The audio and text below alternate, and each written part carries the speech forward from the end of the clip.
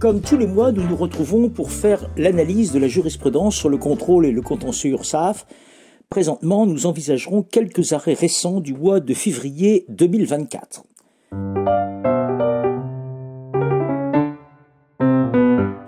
Avis de contrôle.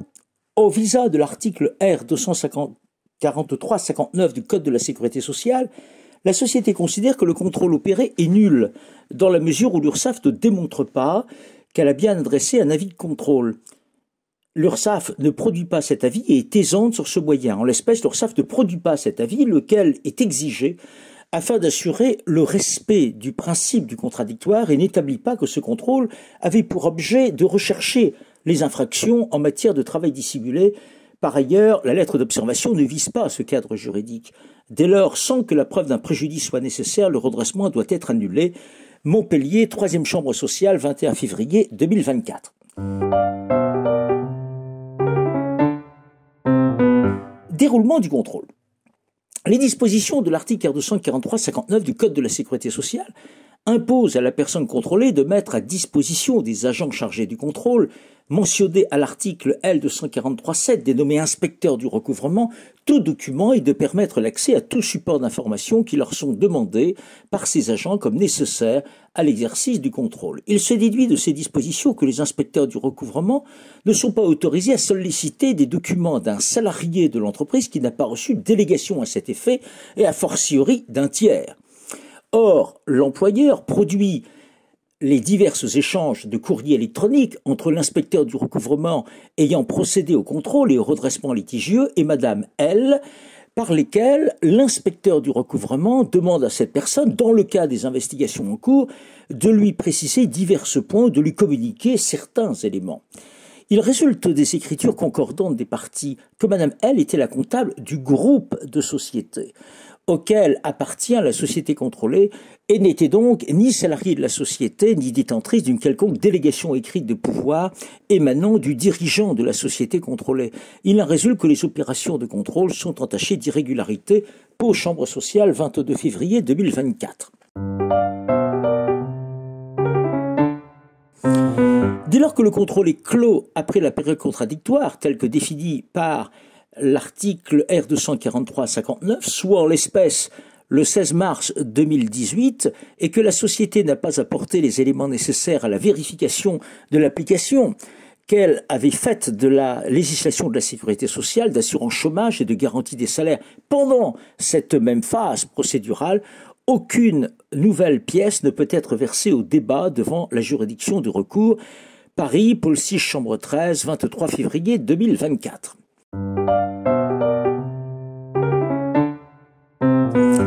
Mise en demeure. Les 3 mises en demeure notifiées par l'URSSAF à l'association suite au contrôle portent les mentions suivantes. Dans le cadre motif de recouvrement, contrôle, chef de redressement notifié par lettre d'observation du 9 novembre 2020. Article R243-59 du Code de la Sécurité sociale. Dans le cadre nature des cotisations, régime général. Dans le cadre cotisation, une référence à la mention incluse contribution d'assurance chômage cotisation AGS.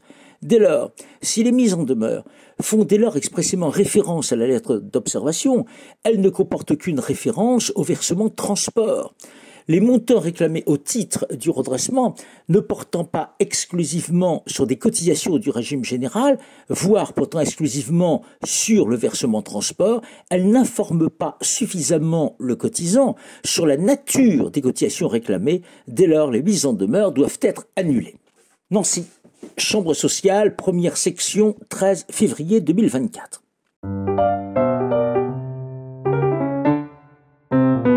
Les explications de l'intibé ne peuvent emporter la conviction de la Cour quant à la différence de montant qui n'est pas minime et défavorable à la cotisante de 2 559 € entre le montant des cotisations et contributions de sécurité sociale réclamées dans la mise en demeure de 24 151 € et celui indiqué dans le courrier des inspecteurs de 21 592 €.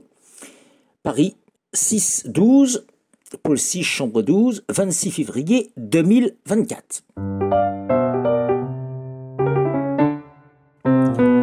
Le montant des cotisations mentionnées dans la lettre d'observation, soit 48 164 €, ne correspond pas à celui indiqué dans la mise en demeure, soit 44 171 €.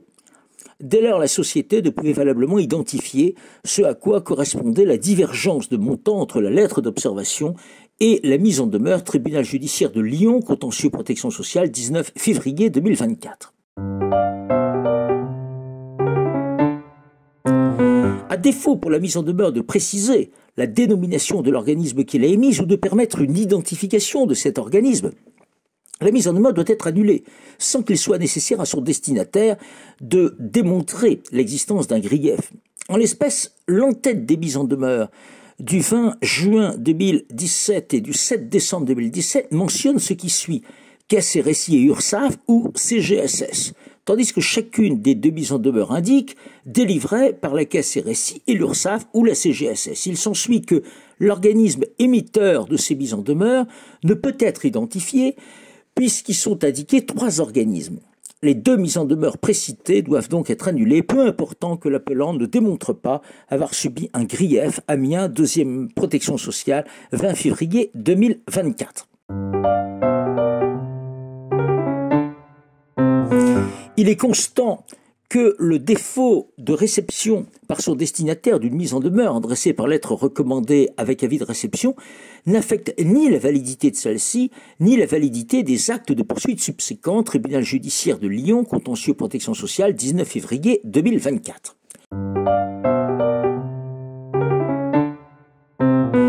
Commission de recours amiable. Le cotisant qui conteste un redressement peut, à l'occasion de son recours juridictionnel, invoquer d'autres moyens que se soulever devant la commission de recours amiable dès lors qu'il concerne les chefs de redressement préalablement contestés. Au cas particulier, il résulte de la lettre de saisine de la commission de recours amiable que la société contrôlée a exclusivement saisi cette commission de contestation des redressements opérés au poste 1, 5 et 9 de la lettre d'observation. Ainsi, si la société contrôlée est recevable à contester les postes de redressement 1, 5 et 9 de la lettre d'observation, elle n'est pas recevable à contester le redressement pour le tout.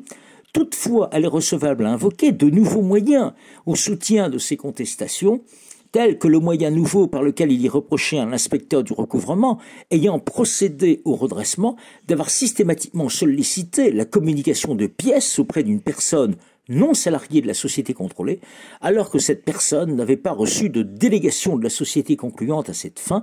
Pau Chambre sociale, 22 février 2024.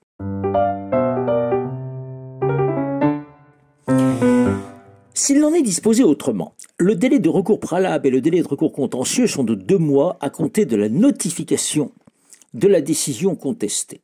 Ces délais ne sont opposables qu'à la condition d'avoir été mentionnés, ainsi que les voies de recours, dans la notification de la décision contestée ou en cas de décision implicite dans l'accusé de réception de la demande. En l'espèce, en l'absence de recours contentieux dans le délai de 2 mois, lesquels ne sont opposables qu'à la condition d'avoir été mentionné dans la décision de la commission de recours amiable, celui-ci est irrévocable et la Cour de cassation lui reconnaît l'autorité de la chose décidée, sous la réserve que la décision ait été régulièrement notifiée à l'intéressé. Par ailleurs, bien que le législateur n'impose aucune forme particulière pour procéder à la notification de la décision rendue par la CRA, par la commission de recours amiable, il est constant que celle-ci est assimilable par ses effets à la notification d'une décision juridictionnelle. Cette notification doit par conséquent être faite à personne. Le délai de recours imparti pour saisir la juridiction de la sécurité sociale ne courant qu'à compter de la date à laquelle l'intéressé a pris connaissance de la décision gracieuse. La Cour de cassation a dit pour droit que même si la notification de la décision a été faite à l'adresse exacte du requérant, par lettre recommandée, ce dernier reste recevable à agir devant le tribunal au-delà du délai fixé par l'ancien article R242-18 du Code de la Sécurité sociale, lorsque cette lettre a été retournée à son expéditeur avec la mention « non réclamée ». En l'espèce, par lettre recommandée avec accusé de réception du 25 mars 2019, réceptionnée le 28 mars 2019, la société a saisi la commission de recours amiable de l'URSSAF Nord-Pas-de-Calais d'une contestation de la mise en demeure du 4 février 2019. Par décision rendue en séance du 10 décembre 2020, la commission de recours amiable a rejeté le recours de la société. Cette décision a été notifiée à la société par lettre recommandée avec AR du 11 mai 2021. La dite décision mentionne les délais et voies de recours applicables. Cette décision n'a pas été contestée par la société dans le cadre d'un recours contentieux. Néanmoins, l'accusé de réception de la lettre recommandée du 11 mai 2021 a été retourné à l'expéditeur avec la mention suivante: la Poste a tout mis en œuvre pour distribuer ce pli. Celui-ci vous est cependant retourné pour la raison suivante: défaut d'accès ou d'adressage. Dès lors, en application des dispositions qui précèdent, la société ne peut se voir opposer l'autorité de la chose décidée, en l'absence de notification à personne de la décision de la commission de recours amiable rendue le 10 décembre 2020. En conséquence, la société est recevable à contester le bien fondé des causes de la contrainte. Tribunal judiciaire de Lille, pôle social, 20 février 2024.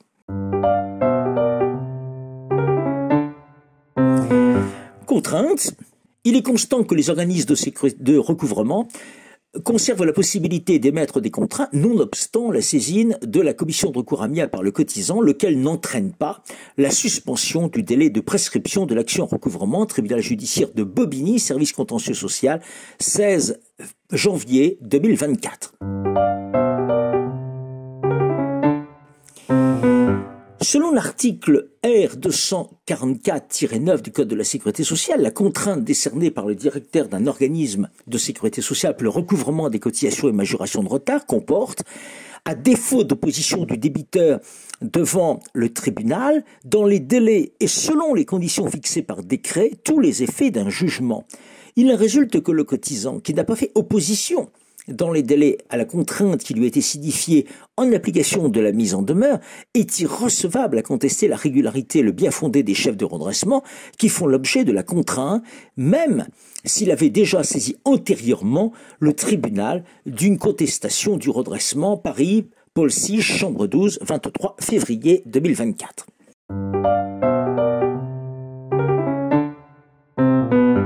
Travail dissimulé.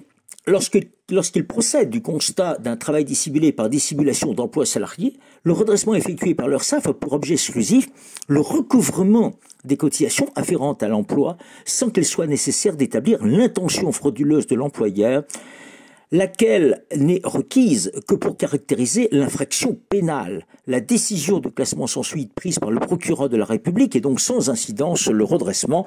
Colmar, 15 février 2024.